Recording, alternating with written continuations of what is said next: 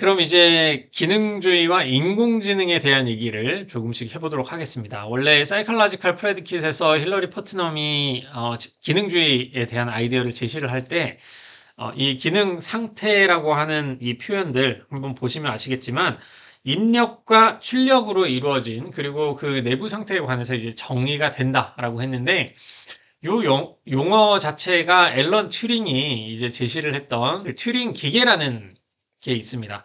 그 튜링 기계를 구성할 때 튜링이 사용했던 용어가 어떤 상태 개념, 이런 것들, 입력, 출력, 상태, 내부적인 상태, 이런 개념들을 하나씩 다 사용을 했거든요. 그래서 사실 퍼트넘이 기능주의를 제시를 할 때, 애초에 그 앨런 튜링의 튜링 기계에 의거해서 이제 정식화 된 것이었기 때문에, 정식화를 했었던 것이기 때문에, 이 기능주의를 설명하는 데 있어서 튜링 기계가 무엇인지, 요 설명을 항상 하고 있습니다. 그래서 마음의 이론과는 이게 전혀 다른 입장을 얘기하는 거 아니냐, 이렇게 여기실 수가 있는데, 특히 현재 우리는 그 인공지능 시대를 살고 있고, 이 인공지능이 어디까지 발전을 할 수가 있을지 정말 모르는 상황이잖아요. 오늘이 이제 2024년 12월 17일인데, 오픈 AI에서 챗GPT 5.1을 최근에 이제 출시까지 했고, 저는 이제 특히 논리학이나 이제 비판적 사고, 같은 문제를 좀 다루고 있습니다. 실제로 그 공무원 시험이라든가 리트 그 법학 적성 시험이라든가 거기서 사용되고 있는 그 문제를 사용해서 이제 오원한테 풀이를 시키고 어, 오답이 나오는 케이스가 있으면은 도대체 그 우리 인간이 고려하고 있는 그 추론 능력과 오원이 고려하고 있는 실제 쓰고 있는 그 추론 능력에 어떤 차이가 있는 것인지 그거를 분석해 보고 싶어서 하나씩 저도 좀 해보고 있는데 지금 언론이나 어떤 기업에서 했던 사례들을 조금 보고 있으면은 수능 국어가 대입 시험에 나오는 수능 국어는 사실 고등학생이 푸는 문제지만 굉장히 어려운 수준이거든요. 세계적으로 봐도 그렇고 아마 교수님들도 그 문제를 준비하고 푸신다면 모르겠지만 바로 푼다면은 오답이 나올 확률이 굉장히 높은 그런 시험 중에 하나인데 그 시험을 이미 그 챗GPT 5원은 만점을 받았고요. 그 어떤 기업에서 한 거는 한 개 틀렸다 이렇게 나왔는데 나중에 좀 튜닝을 하고 어떤 유튜버들이 그 풀이를 해가지고 나오는 것들 보니까 실제로 이제 만점을 받는 수준인 것 같고 저도 그 PSAT라는 공무원 5급 그 행시라고 하죠. 그 적성 시험에 언어 논리 영역의 그 문제, 특히 그 추론이 필요한 문제들이나 아니면은 법학 적성 시험의 추리 추론 문제들을 좀 풀이를 시켜보고는 있는데 연역은 약간 다르지만 그 강화 약화 문제로 여러분들이 좀 수업 시간에 사용해보고 있는 그런 문제들 있잖아요. 그런 것들 풀이를 시켜보면은 어, 지금까지 했던 거는 대부분 좀 다 답을 맞추는 것 같아요. 답이 맞지 않은 것들을 하나씩 보게 되면 또 연구를 해보기 시작을 할 텐데, 그 답이 맞지 않는 것도 추론 능력이 없다라기보다는 어떤 맥락에 의해서 문제가 되는 거 아닌가 이렇게 여겨질 정도로 지금 그 챗GPT가 가지고 있는 이런 능력 자체, 걔가 챗GPT가 의식을 가지고 있는지 마음을 가지고 있는지는 모르겠지만 그 추론 능력이나 지적인 능력 자체는 이미 웬만한 사람들을 넘어선 거 아닌가라고 저는 생각을 하고 있습니다. 요런 상황에서 뭐 AGI라는 뒤에 또 AGI 얘기를 하겠지만 그런 거를 기계가 인간을 이제 뛰어넘는가라고 하는 질문이 더 이상 의미가 있는가 싶고요. 저도 강의를 만들고 논문을 쓰고 일을 할 때 챗GPT나 이런 AI 생성형 AI 프로그램을 많이 사용을 하고 있는데 뭘 얘기를 할지 까먹어가지고 제가 뭐 최근에 드는 생각 중에 하나는 이미 여러분들에게도 말씀드렸네요. 이미 그 GPT가 생성한 글을 퇴고를 할 때 굉장히 좀 사람이 쓴 글처럼 퇴고를 하게 되거든요. 어, 그래서 GPT가 생성하는 것들이 뭐 하나의 논문 한 편을 적어줘 이러면 전혀 못 쓰기는 하는데 그 GPT에서 생성된 그 글을 퇴고하고 그 글들을 이제 비판적으로 분석해가지고 내 것으로 나의 작품을 만드는 그런 능력을 고려를 했을 때는 지금보다 더 똑똑한 기계가 나온다고 해가지고 좋을 게 있을까라는 생각을 좀 하게 되고, 그런 기계가 나와서 정말 논문 한 편을 그냥 알아서 써주고 여러분들이 쓰고 싶은 그런 보고서도 알아서 다 써준다. 이렇게 되는 수준이 되면 굉장히 똑똑한 하인이나 어떤 보조자나 그런 사람들을 하나 더 데리고 있는 거잖아요. 어, 뭐 싸게는 2만 원, 뭐 3만 원, 비싸게는 뭐 지금 30만 원이죠. 챗GPT 최고 모델을 쓰려면은 한 달에 30만 원 구독료를 내야 되는데 그 정도로 좋다면 이제 앞으로 뭐 300만 원 정도 내라. 사람 하나보다 일을 잘한다라고 하면서 300만 원 내라고 하는 시대가 오지 않을까 싶은데 그렇다면은 기계 의존성도 되게 심해질 거고 그런 상황에서 AI를 더 쓰고 싶을까 이런 생각도 좀 하게 됩니다. 최소한 저는 뭐 공부를 더 좋아하고 이런 걸 배우는 걸 좋아하기 때문에 어쨌든 또 영상이다 보니까 여담이 또 너무 길었는데 수업으로 다시 들어가겠습니다. 그래서 이제 마음의 이론을 할 때 힐러리 퍼트넘이 이제 기능주의적인 그런 얘기를 했었고, 요거는 당시에 이제 컴퓨터 이론에도 힐러리 퍼트넘은 굉장히 전문가적 수준으로 알고 있었기 때문에 그런 거를 따와서 이제 이런 기능 상태 가설 같은 거를 제시를 하면서 마음이 어떤 일종의 하나의 이제 기능 상태다라고 하는 주장을 했던 거죠. 그러다 보니까 이제 기계도 뭐 인공지능도 마음을 가질 수 있는 거 아니냐 이런 생각을 하기 시작을 하는 건데 이 아이디어가 사실은 컴퓨터 이론의 거의 최초의 아이디어를 제시를 했던 앨런 튜링이라는 학자가 있습니다. 이분도 상당히 이제 비운의 학자시기도 하고 많은 분들이 애플 아이폰 같은 거 쓰시잖아요. 그 아이폰의 로고가 이렇게 생겼잖아요. 여기 이렇게 해가지고 사과 모양인데 여기 베어먹은 사과 모양이죠.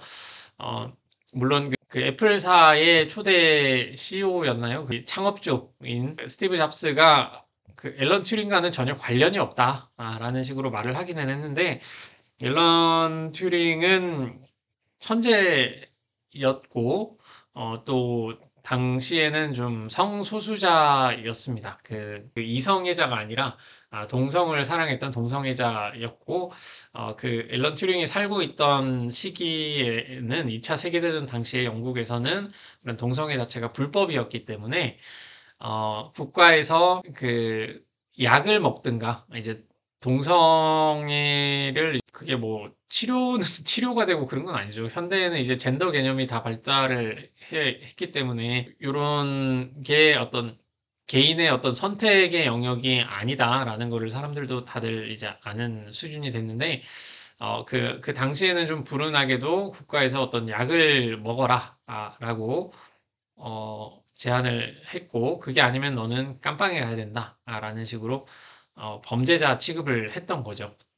2차 세계대전에 그렇게 큰 기여를 했음에도 불구하고 그런 취급을 받았고, 거기에서 좀 심적인 부담이라든가, 그런 수치심이 좀 크셨던 것 같고, 그래서 사과에 청산가리, 제가 알기로는 청산가리입니다. 그 독을 이제 뿌리고 베어 먹은 다음에, 이제 돌아가셨죠.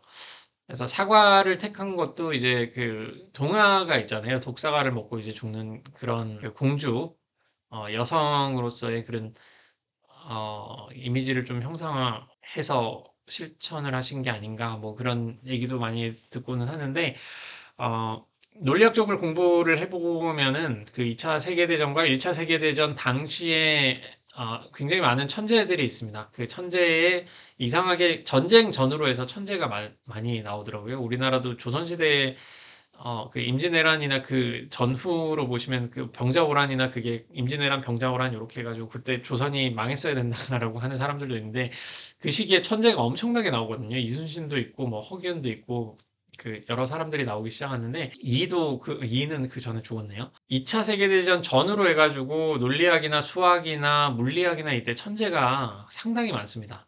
그 당시에 그 중에 한 명이 이제 컴퓨터 이론을 발전시킨 앨런 튜링이라는 요 천재가 있었는데 그 천재분들 중에 말년이 좀 깔끔했던 분이 상당히 없을 정도로 그런 부분이 좀 안타까운 부분이 있죠. 어쨌든 그 컴퓨터 시어리를 거의 그 초반부에 현대의 그 컴퓨터의 이론적 기반을 만들었다고 해도 과언이 아닌 그 앨런 튜링이라는 학자가 있고요. 물론 이분 혼자서 한 건 아니고 쿠르트 게델이라든가 이제 실용적인 조금 더 실용적인 컴퓨터로 가는 데 있어서는 이제 폰 노이만이라고 하는 정말 아주 외계인 같은 천재도 한 분 계셨죠. 그런 역사가 있습니다. 그 정도로 이제 아시면 되겠고 어, 컴퓨터 이론에 있어가지고 다른 그 개념상의 문제로는 그 알론조 처치라든가 쿠르트 게델이라든가 다른 학자들도 있는데 앨런 튜링이 그래도 정말 이거는 튜링이 최초로 제시한 것이다라고 하는 거는 그 범용 컴퓨터라고 하는 유니버설 컴퓨터라고도 얘기를 하고 여기는 제네럴 퍼포스 컴퓨터라고 얘기를 하죠. 이게 최근에는 이제 발전한 게 AGI로 그 인공 일반지능으로 이제 그 개념이 쓰이고 있는 것 같은데 이 범용 컴퓨터에 대한 이론적인 개념을 최초로 얘기를 한 사람이고 이 사람이 튜링 컴퓨터 실제로 실용적으로 만들 수 있는 수준의 그런 컴퓨팅 머신의 개념인 튜링 기계라고 하는 튜링 기계라고 우리가 평소 말하고 있는 그런 이론적인 컴퓨터 이론의 그 개념 자체를 얘기했던 사람으로 보시면 되겠습니다. 그래서 그 튜링 기계라고 하는 게 도대체 어떤 기능을 가지고 있는 거냐. 그리고 이런 튜링 기계의 기능을 통해 가지고 우리의 인간의 마음이라는 게 실제로 이제 구현이 되는 게 맞는 거냐. 라는 생각을 할 수가 있기 때문에 그 기능에 대해서 한번 좀 얘기를 해보겠습니다. 근데 이미 여러분들은 그 챗GPT 같은 컴퓨터를 이미 알고 있기 때문에 이 지식은 좀 있으실 수가 있어요. 근데 인공지능이 이렇게까지 활발하게 발달하기 이전에는 이런 단계가 필요했던 거죠. 튜링 머신이라고 하는 튜링 기계라고 하는 거는 기본적으로 한 네 가지 정도의 특징을 가지고 있는데 이 기능이 굉장히 단순합니다. 너무 단순해가지고 마음이라는 이런 복잡한 그 기능을 가지고 있다면 그런 메커니즘을 어떻게 구현한다고 할 수 있냐 이렇게 물음을 던질 수가 있기 때문에 이 부분을 좀 말씀드리는 거거든요. 그런데 컴퓨터에 여러분들은 다 익숙하시기 때문에 그 여러분들이 쓰고 있는 모든 컴퓨터가 이런 기초적인 개념 위에서 이제 구성이 되었다라고 보시면 되겠고 튜링 기계의 기본적인 아이디어를 한번 보죠. 우선 그 튜링 기계는 이론적인 기계라고 할 수 있듯이 실제로 만들 수도 있습니다. 실제로 만들어 가지고 옛날 그 방식으로 이제 유튜브 같은 거 찾아보시면은 어, 좀 여러 가지가 있는데 우선 종이로 만든 길쭉한 테이프가 있어요. 영수증 뽑을 때 이런 두루마리 같은 긴 테이프 있잖아요. 그런 거 한번 생각하시면 되겠고 거기에는 이렇게 칸이 있어가지고 0101이라든가 저기 화면 보시는 것처럼 샵처럼 이렇게 나온 것도 있고 우리 심리철학 교재에는 이제 플러스 사인도 이렇게 만들어 놓은 게 있거든요. 그리고 이 테이프가 있으면 그 옆에는 헤드라고 해서 이게 0이 적혀 있는지 샵이 적혀 있는지 플러스가 적혀 있는지 그런 것들을 이제 확인할 수 있는 헤드라고 얘기를 합니다. 튜링이 살았던 시기에는 요거 말고 종이도 썼지만 이렇게 톱니바퀴처럼 튀어나와 있는 형식으로 그때는 우리가 쓰고 있는 것 같이 이렇게 스캐닝하는 그런 게 없었잖아요. 그렇기 때문에 저거를 이제 판단을 할 수 있는 거를 어떤 톱니바퀴처럼 이렇게 만들어 놓은 거를 볼 수 있으실 텐데 한번 검색해 보시면은 충분히 다 보실 수가 있을 겁니다. 그리고 세 번째는 상태 저장소라고 해가지고 현재 기계가 어떤 상태에 있는 것인지를 기억하는 부분이라고 나와 있는데 여기서 말하는 상태, 스테이트라고 하는 게 기능주의에서 마음에 대해서 설명을 할 때 마음 상태라고 하는 것과 동일한 겁니다. 그 상태라고 하는 거는 어떤 이 튜링 머신 같은 거를 만들 때 상황에 따라서 그 상태가 바뀌는 거죠. 첫 번째는 덧셈을 하기 전 단계라고 한다면은 2를 보면은 옆으로 오른쪽으로 한 칸씩만 이렇게 가도록 하는 그런 거를 상태라고 표현해가지고 여러분들이 뭐 GPT 만들 때 프롬프트 같은 거 작성을 해보시면 단순히 어떤 사람을 그려줘 라고 말하는 것뿐만이 아니라 사람을 그릴 때 옷이 어떤 종류의 옷을 입고 있는지 뭐라고 하죠? 그 움직임, 모션 같은 거, 그 포즈는 어떻게 치고 있는지 이런 걸 하나씩 말을 하고 있잖아요. 첫 번째로 남성이 운동장에 있는 거를 그려줘라고 하면서 두 번째로는 그 남성이 입고 있는 옷에 대해서 적을 수가 있고 그 세 번째로는 그 남성이 하고 있는 그 포즈에 대해서 적을 수가 있는데 그런 단계별로 적는 그 지침이 있을 거잖아요. 그 지침을 제시하기 이전 단계로 그 지침의 각 단계를 상태로서 이렇게 표현을 하는 겁니다. 그래서 지침 밑에 부분에 여기에 그 지침을 이렇게 보시면은 헤드가 샵을 읽고 상태가 A면 이렇게 돼 있잖아요. 요거는 샵이라는 글자가 나오면 옆으로 한 칸만 옮긴다라고 하는 그 명령어 자체를 상태라고 표현을 해가지고 거기에 대한 이름을 지금 A라고 이런 식으로 표현을 해놓은 거거든요.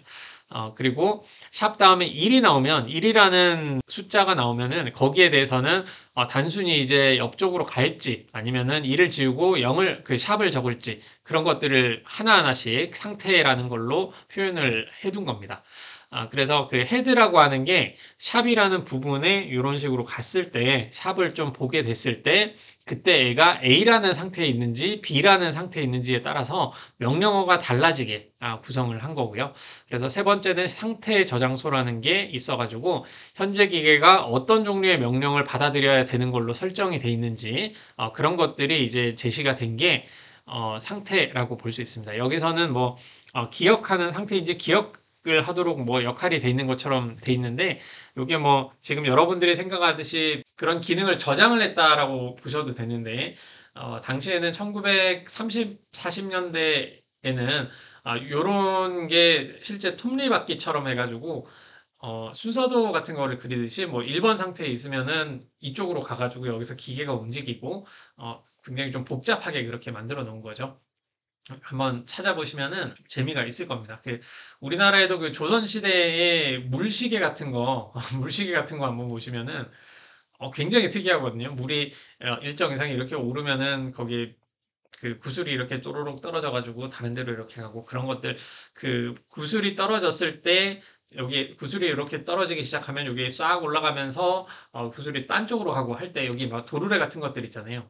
도르래가 하는 그 역할들 그런 것들이 하나하나가 다 상태로 이렇게 보시면 되겠습니다. 그런 것들을 기계로 프로세스 하나하나를 이렇게 상태 A, 상태 B에서 하나씩 만들어 놓은 게 또 지침이고 그 지침을 모아놓은 게 규칙표라고 하는 것이죠. 그래서 이런 식으로 튜링 머신이라는 거는 첫 번째로 상태라는 게 우리 판단해야 될 어떤 대상이 있겠죠. 그런 것들이 긴 테이프로 이렇게 나와 있는 거고 우리 마음으로 치면은 그게 외부적인 어떤 자극이 되는 거죠. 그 자극을 주는 게 이런 긴 테이프라고 보시면 될 거고 헤드라는 게 있어가지고 이 헤드는 왼쪽 오른쪽으로 가고 그리고 이런 샵이 있는 것들을 하나씩 읽기도 하고요. 샵에 있는 거, 그 위에 긴 테이프에 있는 거를 지우기도 하고 또 다른 글자를 쓰기도 하고 그런 능력을 갖춘 게 헤드라고 하는 부분입니다. 그리고 세 번째 상태 저장소는 방금 말씀을 드렸고요. 내가 이 헤드라고 하는 게 어떤 명령어를 수행하는 위치에 있는가 그걸 말해주는 게 상태라고 할 수 있고 규칙표는 여러 가지 이제 규칙이라는 지침을 제시를 해가지고 상태 A에서 저기 위에 보시는 저 샵이라는 게 상태 A에서 있으면은 오른쪽으로 한 칸 가. 이렇게 되는 거겠죠. 만약에 1이라는 위치에 있는데 상태 B에 있다. 상태 A에 있다. 그러면은 뭐 멈출 수도 있는 거고요. 그거는 지침을 어떻게 주는가에 따라서 또 다릅니다. 근데 지금 그 보시면은 이런 지침을 제시하는 거, 상태를 규정하는 거, 이런 거는 굉장히 복잡한데, 튜링 기계가 가지고 있는 기본적인 구성 자체가 규칙표를 제외하면 요 세 가지거든요. 긴 테이프가 있고, 헤드가 있고, 상태를 표현할 수 있는 그런 어떤 공간 정도 있는 그런 헤드가 되는 거죠. 사실상 따져보자면은 테이프와 헤드 정도밖에 없는 그런 상황인데, 이게 굉장히 단순하다는 겁니다. 어, 그 어떤 기능을 만드는 이 튜링 머신이라는 게 너무 단순한데, 이런 걸로 어떻게 우리 마음을 구성을 할 수가 있는 건가? 그런 생각이 들 정도로 굉장히 단순하다는 거죠. 그래서 예시를 하나 들어서 만약에 튜링 기계로 3 더하기 2를 어떻게 계산하는가? 그거를 한번 예시로 볼 텐데, 여러분들의 그 심리철학 교재에 보면은 좀 약간 복잡하게 돼 있어요. Q1이라는 상태가 있고, 거기에서 오른쪽으로 가고, 막 그런 것들을 하나씩 이렇게 적어 놓은 것들이 있거든요. 근데 그걸로 보시면은 좀 복잡할 수가 있어서 관심 있으시면은 책자를 한번 읽어보시기를 바라겠고요. 제가 말씀드리는 거는 좀 지침 같은 거를 좀 줄였습니다. 최대한 우리 목적에 맞게 좀 줄여가지고 해놓은 거니까, 기본적으로 튜링 기계는 이런 식의 지침을 통해 가지고 3 더하기 2를 계산할 수도 있고, 뺄셈도 할 수 있고, 나중에 곱셈도 할 수 있고, 그런 식으로 보셨으면 좋겠습니다. 하나씩 보시면 3 더하기 1을 어떻게 계산하는가 여기에 보시면 그 옆에 있는 샵 같은 거는 빈 공간으로 보시면 되겠고 0이라고 보셔도 상관이 없습니다. 빈 공간이나 0이 이렇게 있고 앞쪽에는 1이 3개가 있죠. 1이 3개가 있다는 거는 3이라고 할 수 있는 거고요. 1이 2개가 있다는 거는 2라고 할 수 있는 거겠죠. 그리고 이 플러스 사인 같은 경우에는 이제 덧셈이라고 하는 건데 주의하실 점은 요 헤드가 요게 3이고 요게 2다 이런 걸 알지는 않겠죠. 헤드가 제시를 하는 거, 튜링 머신이 제시를 하는 거는 그냥 지침에 따라서 제시를 하는 어떤 결과치만을 제시를 하는 거고 결과치를 봤을 때 그거에 대해서 해석을 하는 거는 우리의 몫이라는 겁니다. 헤드가 뭐 뇌가 어떤 마음이 있어가지고 이걸 이해하는 건 아니잖아요.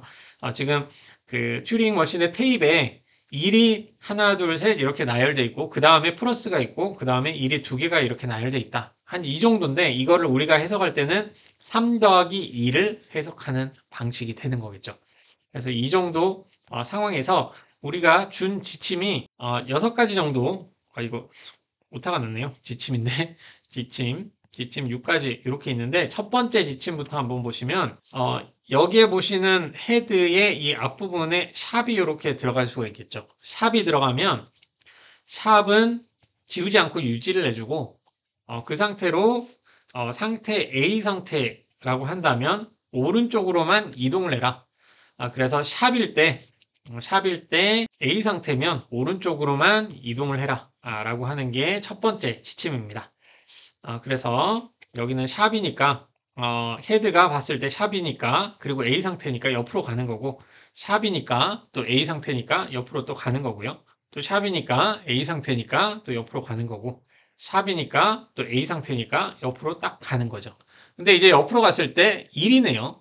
1이 되는 건데 지침 2로 가는 겁니다. 2를 읽으면 1을 지우지 말고 글자도 지우지 말고 그대로 유지하는 상태에서 상태가 또 그대로 A입니다. 상태가 A네요. 그럴 때는 또 그냥 오른쪽으로 이동해라. 그래서 보니까 1이고 상태도 A니까 또 오른쪽으로 가고 또 1이고 또 상태도 A니까 오른쪽으로 가고 또 1이고 상태도 A니까 옆으로 가보면 이제는 또 플러스가 나오네요. 플러스가 나오면 플러스를 읽으면 요거를 이제 1로 바꿔라. 이제 지침 3을 보시면 1로 바꾸라고 나오게 되네요. 그래서 요거 지우고 1로 여기 바꾸게 되는 거고요. 1을 다시 쓴 다음에서 이제는 1로 바꾸는 것뿐만이 아니라 여기서는 이제 상태마저도 다른 걸로 바꿔라 라고 얘기를 하고 있습니다. 그래서 여기서는 1인 상황에서 이게 아니죠. 갑자기 죄송합니다. 여기서는 위가 이제 1이 되는 거고요. 그리고 상태가 B가 되는 거죠. B 상태가 되는 거죠. B 상태가 됐을 때 여기 보니까 1이 있네요. 1을 읽으면 1은 또 유지한 상태에서 또 상태 B면 오른쪽으로 이동해라. 1로 지금 수정을 한 상태인데 수정을 했죠. 그 상황에서 옆으로 갔더니 지침 3을 따라가지고 옆으로 갔더니 1이네요. 1이고 나의 상태는 B죠. 나의 상태는 B고요. 그런 상태에서 오른쪽으로 또 이동하라고 하니까 또 1이 나오네요. 1을 또 보니까 나의 상태는 B고 그래서 또 오른쪽으로 이동해라. 근데 이젠 또 샵입니다. 샵이 되니까 이 상태 지침 5를 보시면 샵을 읽으면 샵을 지우지 말고 유지한 상태로 C로 상태를 C로 변경을 하면서 왼쪽으로 이동하라고 하고 있네요. 그러면 왼쪽으로 한번 이동을 해보겠습니다. 상태를 C로 변경하고요. 그런 상태로 여기 이쪽에 이 부분에 오른쪽으로 왔다가 다시 이쪽으로 가라고 하고 있네요. 이쪽으로 가서 지침 6을 보니까 2를 읽으면 샵으로 바꾸고 2를 지우고 이거를 샵으로 이렇게 바꾸게 됩니다. 그 상태에서 상태 D로 변경을 하고 상태를 D로 이렇게 변경을 하고 여기는 뭐 1이 있겠네요. 1을 보고 있겠네요. 그 상태로 이제 멈춰라, 스탑해라, 멈춰라 라고 하는 게 튜링 기계입니다.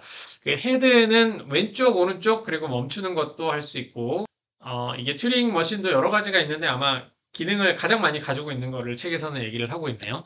이런 식으로 할 수가 있죠. 이런 식으로 움직이면 아까 처음에 보셨던 거는 어떤 모습이냐면 여기에 샵, 샵, 샵, 샵 있고 1, 1, 1, 플러스 11, 샵, 샵, 샵, 샵. 이렇게 나와 있었잖아요. 요거는 3 더하기 2를 하라고 우리가 인간이 해석을 할 수가 있는 거죠. 기계는 이걸 이해를 할 수 있는지 모르는데, 근데 지침을 따라가 보니까 요 모양이 되는 겁니다. 요 모양이 된다는 건 5라는 거를 지금 적었다라고 우리가 해석을 할 수가 있겠죠. 그래서 3 더하기 2는 5다라고 하는 거를 푸는 게 푸는 튜링 기계의 지침이 이런 식으로 이제 제시가 된다라고 보시면 되겠습니다.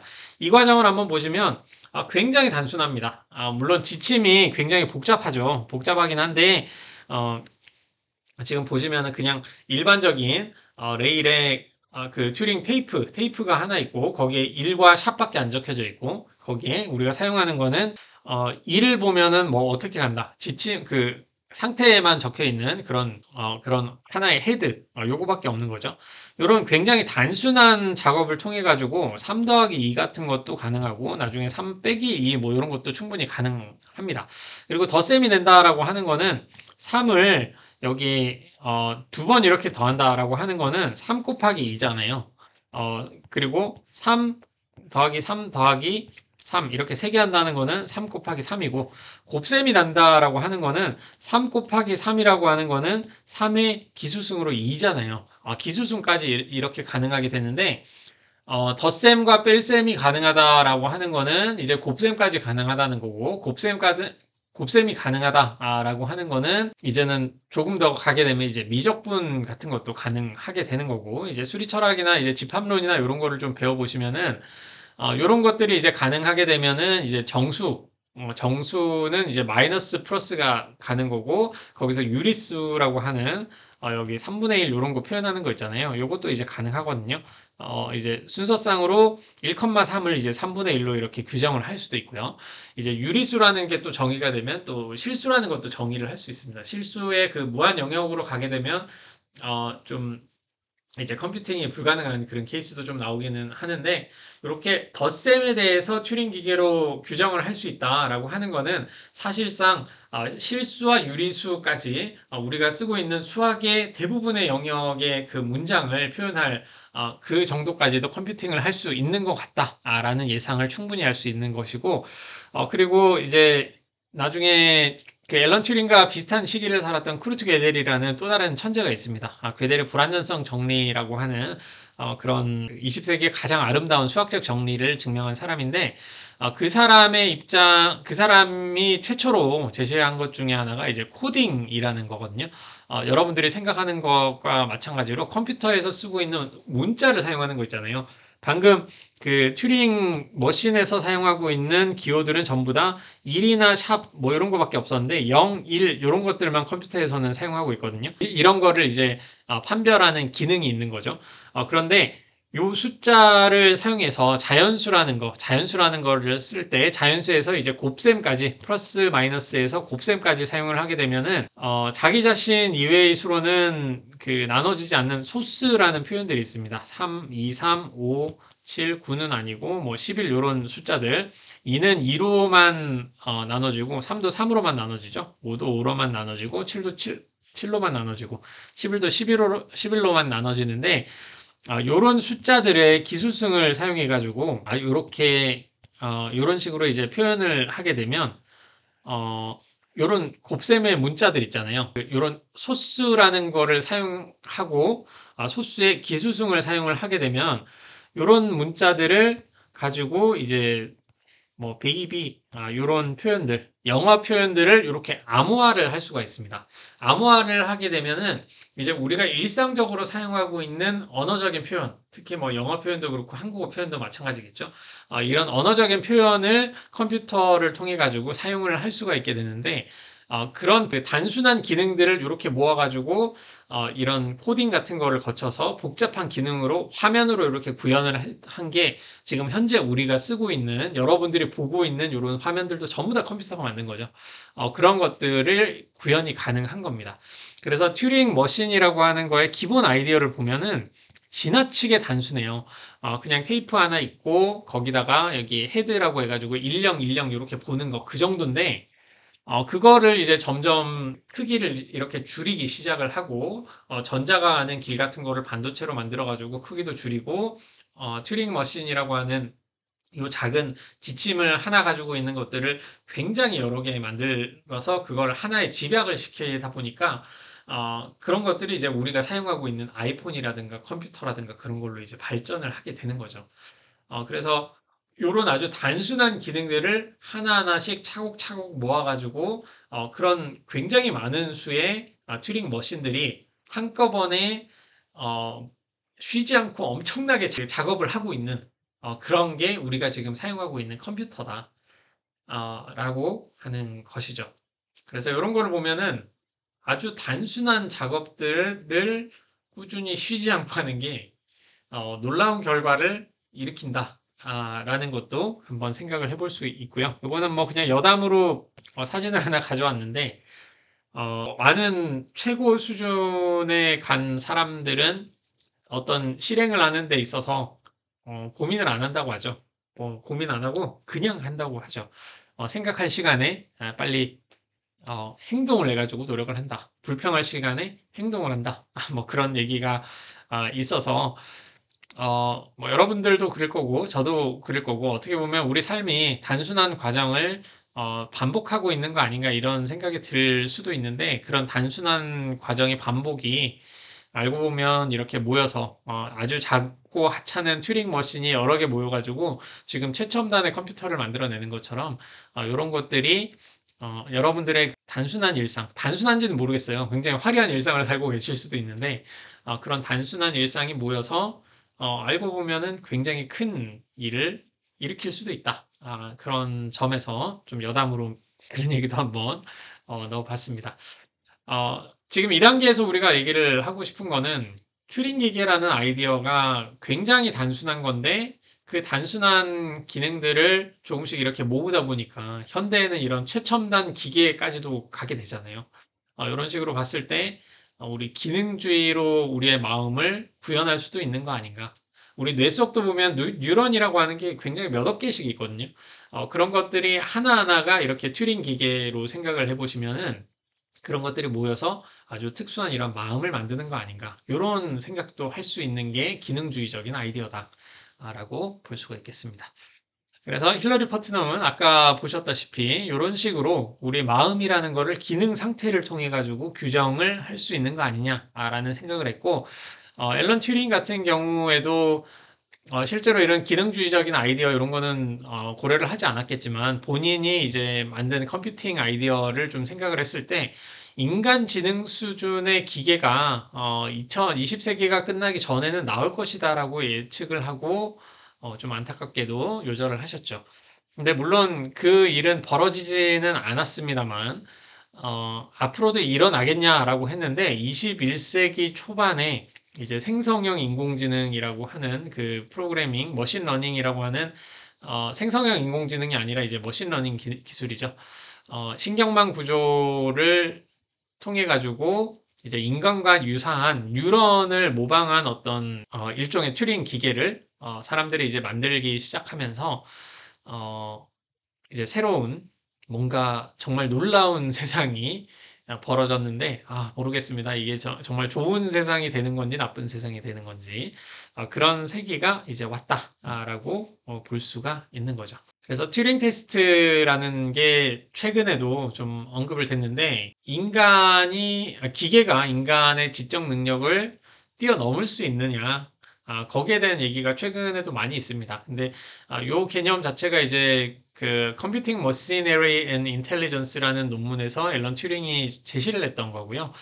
이때 제시를 한 게 이제 이미테이션 게임이라는 거를 제시를 했었는데 하나의 어떤 질문하는 심사자가 한 명 있고 심사자는 누가 기계인지 누가 인간인지를 전혀 모르는 상황에서 응답을 받는 겁니다. 한쪽은 기계가 이렇게 응답을 하는 거고요. 두 번째는 응답자, 사람이 이렇게 얘기를 하는 건데, 기계는 끊임없이 자기가 인간이라고 거짓말을 하고 있는 거고요. 옆에 있는 사람도 자기가 사람이라고 계속 설득을 하는 거고, 판단을 하는 사람은 누가 기계인지, 누가 인간인지를 지속적으로 노력해서 질문을 계속 던져가지고 그거를 판단을 하는 거죠. 근데 누가 기계인지 인간인지 요거를 판단을 전혀 못하는 그 상황이 온다. 요런 모르겠는 그런 상황이 온다라고 한다면 그렇다면 그 기계는 인간 수준의 지성을 지닌 것이 아니겠느냐라고 하는 게 앨런 튜링의 튜링 테스트였고, 뒤에 이제 최근에 이제 인공지능이라는 그 표현을 사용하게 된 최초의 앨런 튜링 이후에 이제 컴퓨터 기술이 계속 발전을 하거든요. 폰 노이만이나 이런 사람들이 컴퓨터를 만드는데, 그런 컴퓨터가 이제 인간 수준의 지능을 가지느냐, 여기에 대해서 사람들이 그렇게까지 관심을 가지지는 않았었어요. 이게 되게 신기하다라고 하고, 보통 뭐 영화나 소설이나 이런 데서 사용되는 소재였지, 컴퓨터 이론하는 사람들은 그거보다 이제 다른 컴퓨터 만드는데 또, 노력을 좀 했던 그런 상황인데, 그런 와중에 어떤 학자들, 존 메카티라는 분과 이제 말빈 민스키라고 하는 두 분이 계시는데, 인공지능의 아버지라고 불리는 분들이죠. 그런 분들은 이제 튜링이 말한 이런 질문에 좀 영감을 받아가지고, 인공지능이라는 분야를 인공지능이라는 그 표현도 그때 처음으로 쓴 거죠. 그런 거를 이제 그런 개념에 대해서 좀 고려를 하기 시작을 하는데, 그때 제가 죄송합니다. 이것저것 얘기하다 보니까 왜 마빈 민스키를 얘기를 했지, 내가? 그거였구나. 죄송합니다. 이게 편집이 가능했으면 좋겠네요. 예, 튜링 테스트 때문에 했었네요. 인공지능의 아버지 얘기를 할 때 수업 시간이었으면 요 얘기 안 하고 그냥 바로 지나쳤을 텐데 이제 시간적인 여유가 영상이다 보니까 편집할 수도 있고 여유가 있다 보니까 이 얘기 저 얘기 다 하고 있는 것 같습니다. 아, 그 컴퓨팅 머시너리 앤 인텔리전스에서 튜링 테스트를 제시를 했고, 현대는 이제 튜링 테스트를 기계들이 이제 통과할 수 있느냐, 맞느냐, 이런 얘기를 하는데, 인공지능의 아버지라고 하는 말빈 민스키 이 교수님이 이제 최근에 돌아가셨어요. 돌아가신 걸로 알고 있습니다. 제가 알기로는 최근에 돌아가신 걸로 알고 있는데, 이것도 한번 확인해보고 잘못 말씀드린 거면은, 이제 수정을 할게요. 제 기억으로는 얼마 전에 돌아가셨어요. 것 같은데 요즘에 정보가 너무 많아가지고 좀 헷갈립니다. 근데 유튜브에 한번 말빈 민스키 교수님이 한 튜링 테스트에 대한 거를 좀 찾아보시면은 인터뷰에 따르면은 이제 앨런 튜링이 튜링 테스트를 말한 거는 사실 학회에서 제시한 일종의 조크였다. 그 정도로 좀 얘기를 하고 계시더라고요. 근데 현대에는 이 튜링 테스트를 기계가 실제로 통과를 할 수가 있느냐? 이런 논의를 많이 하고 있는데 튜링 테스트라고 하는 요 표현, 실제로 요 표현만 보시더라도 굉장히 애매합니다. 애매하기 때문에 요거를 통과했다는 주장은 사실 20세기 후반부터 굉장히 많았고, 사람들이 어떤 챗봇 같은 것도 그때도 만들었었는데, 좀 구별 못하는 것도 굉장히 많았어요. 어떻게 보면 그 형식에 따라서 알파고만 하더라도 이게 인간인지 기계인지 판단하기 힘든 게 많잖아요. 그래서 튜링 테스트가 그다지 그렇게 유효한지는 잘 모르겠습니다. 그건 모르겠고, 옆에 보이시는 요거는 이제 유명한 21세기 초반, 2000년대 초반에 나온 아이로봇이라는 건데, 거기서 이 배우가 이름을 까먹었네요. 로봇이 너희가 지금 뭐 명화 같은 거 예술을 이제 창작할 수 있냐? 이러니까 이제 기계가 그러면은 너는 할 수 있냐? 라고 되묻는 장면입니다. 이런 게 이제 짤로 많이 돌아다니는데 이제 이걸 보고 있는 여러분들은 이제 아시겠죠? 미드저니라는 프로그램이 이미 어, 미술 영역에서는 인간을 제치고 상을 탄 케이스도 있고 이미 알파고는 이제 바둑 프로그램은 이미 인간을 아득히 넘어선 상황이고 그런 상황을 우리가 살아가고 있습니다. 네, 현대 사회로 와서 여러분들이 지금 살고 있는 특히 챗GPT 같은 여러 생성형 인공지능이 판치고 있는 이런 시대에 많은 기업가들이 특히 인공지능 쪽의 기업가들이 질문을 하고 있는 거는 인간 수준의 지성을 지닌 그런 컴퓨터가 그런 프로그램이 개발이 되느냐 거기에 대한 논의가 계속되고 있죠. 그리고 그 화두로서 사람들이 쓰고 있는 게 이제 튜링 테스트라고 하는 것이었고 어, 그래서 이제 올해만 하더라도 지금 인공지능이 챗GPT가 나온 지 얼마 안 됐죠. 한 1년, 2년 정도 됐고 그 5년 정도 전에는 이세돌 구단이 이제 알파고에게 지는 그런 일이 있었고요. 그래서 지금까지 오는 것만 하더라도 거의 10년이 채 안 되는 상황에서 엄청난 발전을 지금 계속하고 있는데, 올해도 GPT가 이제 GPT 3.5만 하더라도 이제 놀라운 수준이라고 저는 개인적으로 생각을 하는데, 이제 이번 학기에 여러분들 글쓰기 한번 보셔도 아시겠지만, 상당히 이게 단순히 기계가 어떻게 적은 게 아니라 사람이 적은 것과 비슷한 수준의, 물론 좀 짧은 정도의 그런 수준이죠. 완전히 전문성 있는 글은 좀 아니라고 생각을 하는데, 그런 글을 이제 적어도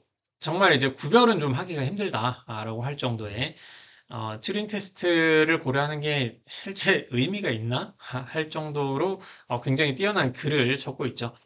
그래서 지금 이 정도 수준이면 튜링 테스트는 그냥 끝난 거 아니냐, 이렇게 좀 생각도 하는데, 누군가가 이제 굉장히, 타당한 어떤 기준을 제시를 한다면 또 다르겠죠. 그래서 올해, 특히 그, 오픈 AI의 샘 알트만이라든가, 또 일론 머스크라고 하는 기업가도 있고, 그리고 마이크로소프트사에서, 마이크로소프트나 이제 구글 같은 경우에도 그렇게, 구글사는 여기 뉴스를 안 가져왔네요.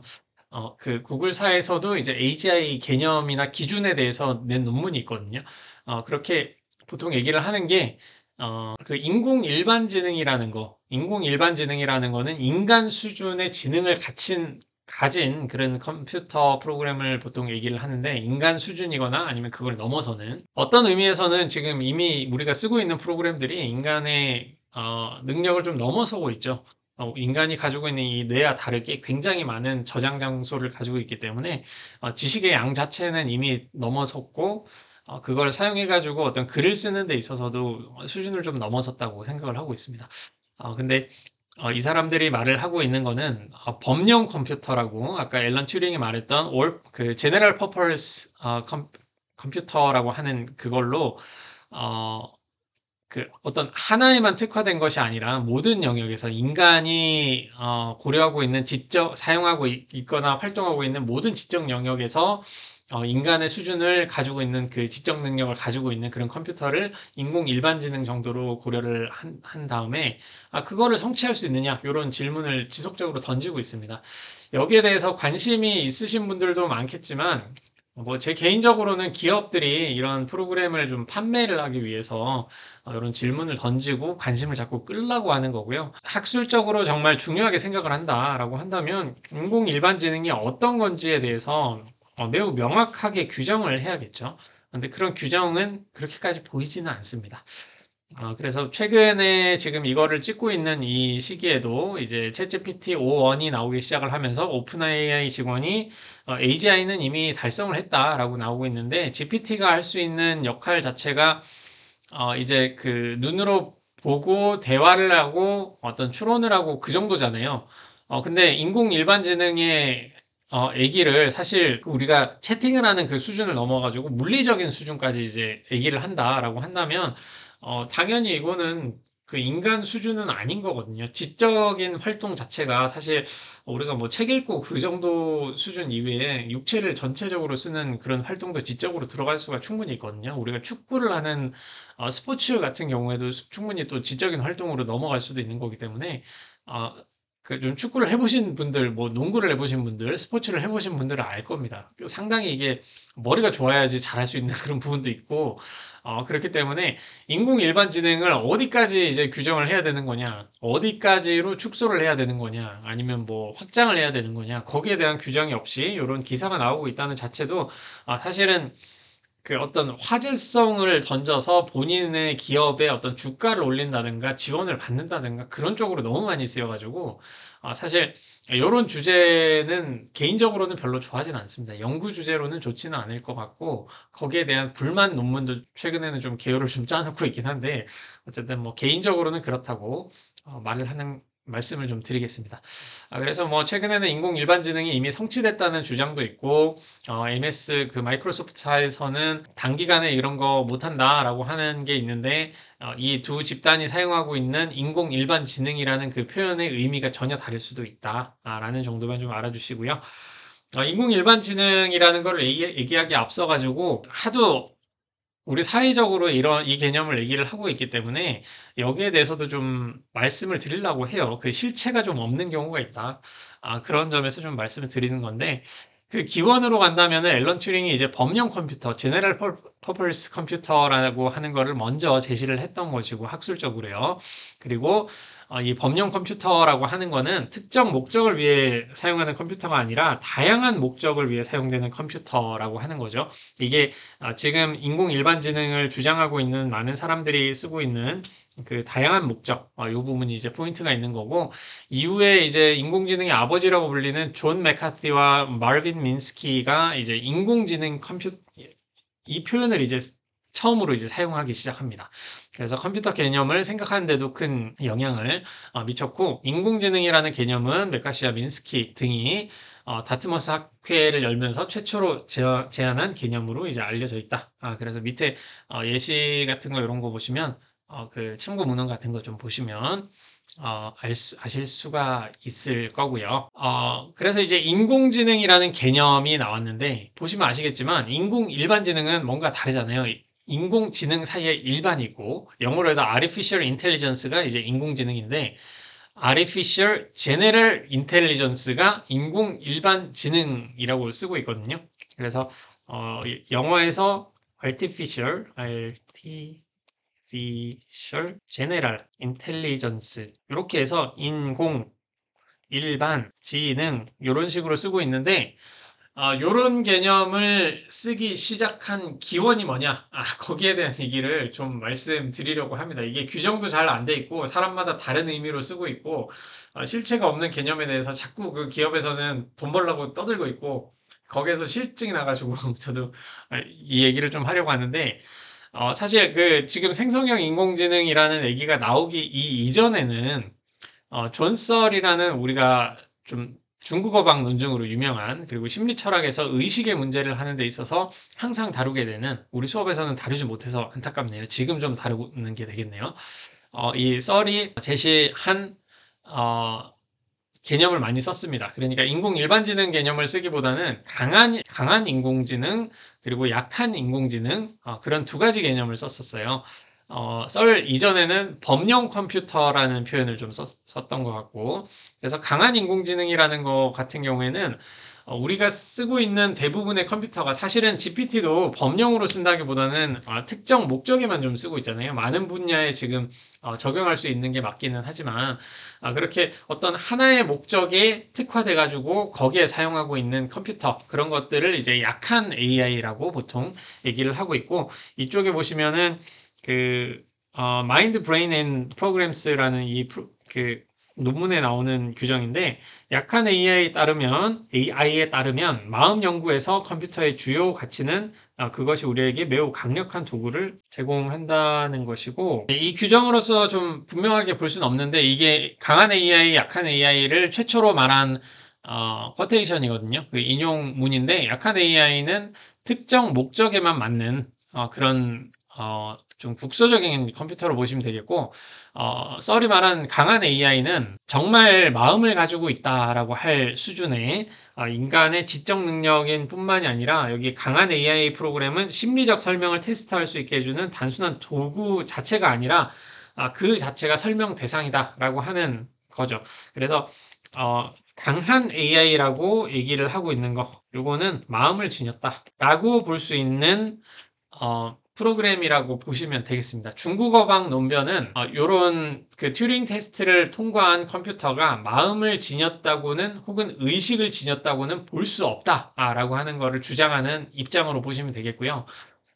사회에서 말을 하고 있는 인공 일반지능이라는 게 이 강한 AI를 말하는 것인가? 요거는 분명하지가 않습니다. 사람들마다 너무 다양하게 써가지고 근데 만약에 인공 일반지능이 마음을 지녔다라고 하는 거 강한 AI와 동일한 의미로 썼다면 최근에 오픈 AI에서 말한 AGI는 이미 성취했다라고 하는 거는 전혀 틀린 얘기가 되겠죠.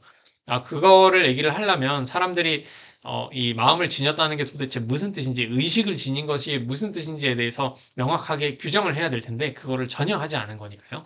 그래서 존 썰은 그가 이제 유명한 그 중국어방 논변을 통해 가지고 최초로 강한 인공지능 개념을 사용을 했고, 이 강한 인공지능 개념의 용어의 차이는 다소 있지만 최근에는 인공 일반지능, Artificial General Intelligence, 줄여서 이제 AGI라는 명칭으로 강한 인공지능 대용으로 좀 사용을 하고 있습니다. 근데 현재 제가 좀 생각을 할 때는 기업에서 많이 사용하고 있는 AGI와 존설이 사용하고 있는 강한 AI는 조금 다른 개념으로 보는 게 맞지 않나 그렇게 생각되고 좀 나중에 시간 있으면은 이걸로도 논문거리가 될 것 같아요. 이 개념을 너무 다르게 써서 실제 요즘엔 인공지능과 관련된 철학 쪽 저널이 너무 없어가지고 유명한 저널에는 사실 인공지능 관련된 철학 논문을 내기가 좀 힘들거든요.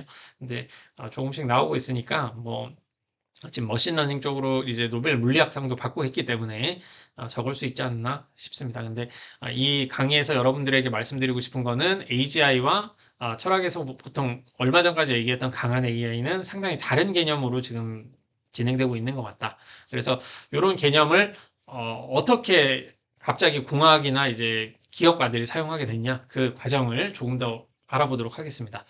레이먼드 커즈와일이라고 해서 레이 커즈와일이라고 하는데 이분은 들어보신 분이 있을 것 같습니다. 이 특이점 이론가라고 해가지고 2029년이 되면은 이제 얼마 안 남았죠.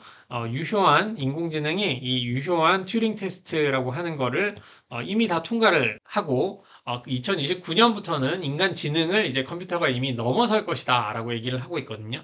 근데 뭐 실질적으로는 이미 2024년에 이미 좀 넘어간 거 아닌가? 이런 생각도 좀 많이 하고 있습니다, 지금.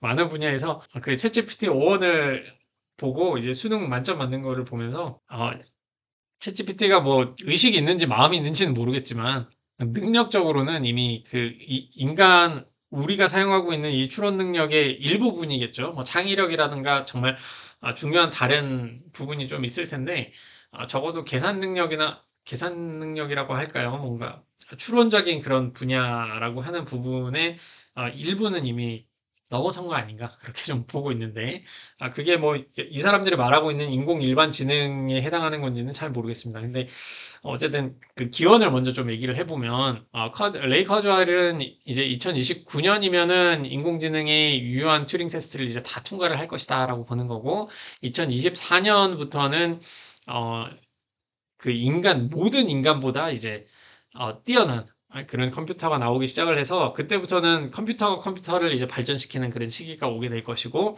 그렇게 과학이 발전을 해 나가면은 이제 생물학이라든가 뭐 이런 데 인공지능을 다 쓰게 돼 가지고 그때부터 2045년부터는 이제 사람들이 영생을 살게 될 것이다. 정말 진지하게 하는 말입니다. 이 사람은 영생을 살게 될 것이다라고 생각을 하고 있고 그 시기가 되면은 이제 레이 커즈웰이 나이가 한 90세 정도가 되는 것 같아요. 90세를 좀 넘어가는 90세 중반 후반 이렇게 되는데 그때 영생을 살려고 지금도 열심히 1년에 1억 넘는 그 돈으로 영양제를 열심히 먹고 있다고 신장에 뭐 무리가 가지 않을지 모르겠는데 그렇게 사시고 계시다고 합니다.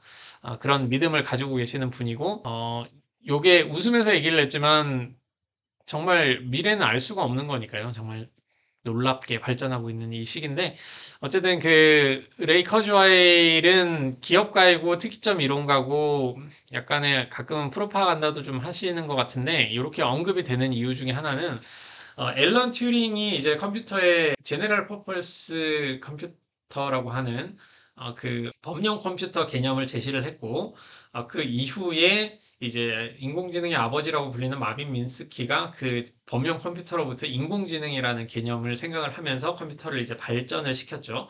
근데 이 마빈 민스키에게 레이 커즈와일이 14살에 가서 민스키가 그때 MIT에 있었으니까요. 그때 공부를 좀 해보고 싶다 해서 초청도 받고 이제 마빈 민스키 밑에서 이제 공부도 하고 그래서 2012년도에는 커즈와일이 이제 기계학습과 언어 프로젝트로 구글에서 이제 전임직으로 진행을 하면서 강한 AI와 약한 AI 등의 철학적 개념을 좀 자주 사용을 했었거든요. 그때부터 이제 기계가 인간을 뛰어넘는 그 시기가 2029년에 온다, 뭐 그런 얘기를 하기 시작을 했었는데, 그때 커즈와일이 많이 사용했던 개념이 존설의 이제 강한 AI, 약한 AI 이런 표현을 좀 썼었습니다.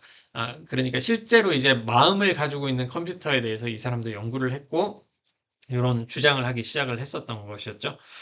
그런 상황에서 그 시기보다 조금 이전으로 가면 썰보다는 좀 이후이기는 한데 여기 이분들은 제가 잘 모릅니다. 공학자라고 할 수 있는데요. 벤 괴르첼이나 이제 카시오 페나친이라고 하는 분이 학회를 만들면서 이분들은 이제 컴퓨터 과학자고 컴퓨터 사이언스 쪽에 있는 분들은 요즘은 조금씩 다른데 정말 그 철학하는 사람들처럼 굉장히 가난하던 그 집단이거든요. 논리학과 관련된 대부분의 집단들, 뭐 수학자들, 논리학자들 이런 사람들이 상당히 가난하게 살던 그런 사람들인데 그래도 대단한 학자들이죠. 이런 분들이 이제 2005년도에 학회를 하나 만들어가지고 보시면 아시겠지만 뭐 게르셀 이런 사람들 뭐 사진 같은 거 찾아보면은 굉장히 좀 괴짜구나 이렇게 좀 느낄 수 있거든요. 이런 분들인데 그때 그 이분들이 했던 거는 그 존 썰이 말한 강한 AI 같이 어떤 마음을 가지고 있는가 이런 질문은 관심이 전혀 없었고 인간 수준의 보편적 AI에 대해서 컴퓨터 기술의 접근 방식 그러니까 인간이 하는 거를 컴퓨터가 할 수 있는가 아주 기능적인 측면만 보는 거죠.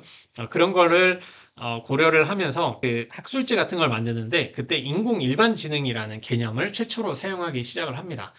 그리고 게르첼의 그 홈페이지 같은데 지금 남아있는 기록만 좀 보기 시작을 하면, 어, 이 사람은 이제 그 존설의 그 강한 AI 같은 약한 AI 이런 표현은 기계 컴퓨팅하는 그 프로그램들의 우선 순위를 이렇게 매기기 때문에 좀 싫어하는 것 같고요. 밑에도 보니까 적어놨네요.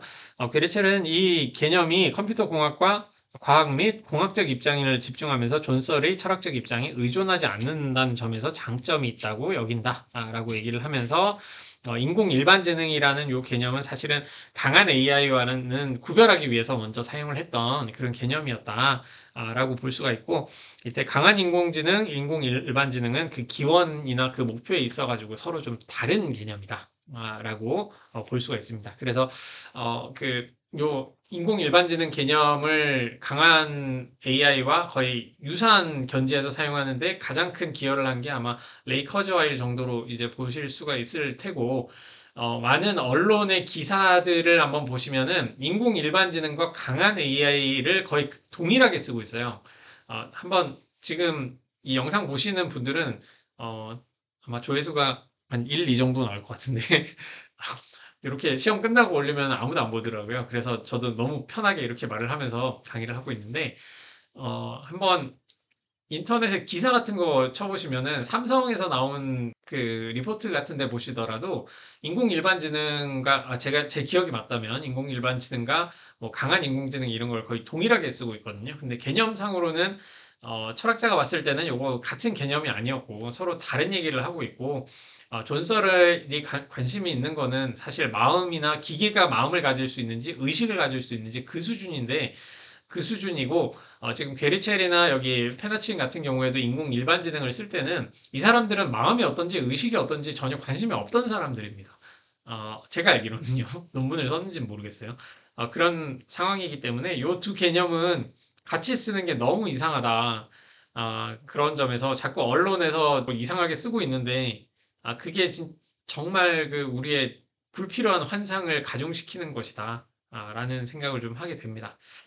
다음 학기에 과학기술의 철학하면서 이제 토마스 쿤의 패러다임이라는 표현을 좀 많이 들어보셨을 거예요, 여러분들도. 근데 그 패러다임 같은 경우도 너무 유명해져가지고 학술적으로 쓰지 못할 용어가 돼버렸거든요. 그런 점에서 이제 그 쿤도 되게 싫어하곤 했었는데 그게 좀 생각나는 상황이 아닌가 이렇게 좀 생각을 하고 있습니다. 그러면은 이제 영상 하나 보고 계속 진행을 해보겠습니다.